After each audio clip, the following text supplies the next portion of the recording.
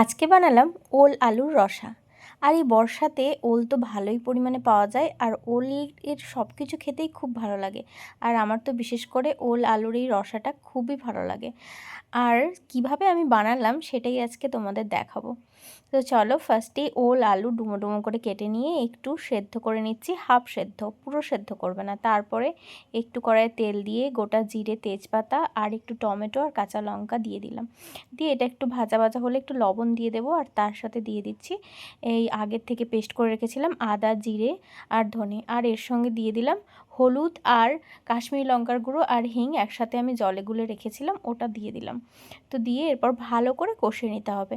আমার রান্নাতে সবসময় বলতে থাকি যে এটা ভালোভাবে কষাতে হবে। তো এই মশলাটা ভালো করে কষালেই তবে আসবে আসল টেস্ট।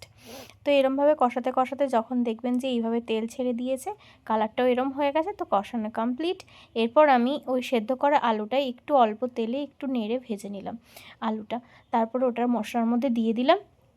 আলু ভাজা হয়ে গেলে আমি ওই অল্প তেলেই একটু ওলটাও একটু নেড়ে নিলাম, নিয়ে মশলার মধ্যে দিয়ে দিলাম। মশলার মধ্যে দিয়ে ভালো করে এটাকেও ওই মশলার সাথে আর একটু ভালোভাবে কষিয়ে নিয়ে ওপর থেকে গরম জল ঢেলে দিতে হবে।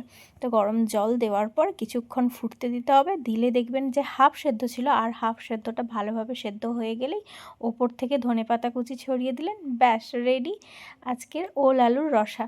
তো কেমন লাগলো ওল আলুর রসা অবশ্যই জানাবেন, আর এই বর্ষাতে কিন্তু ট্রাই করবেন অবশ্যই, আর আমাকে জানাবেন কেমন খেতে লাগলো।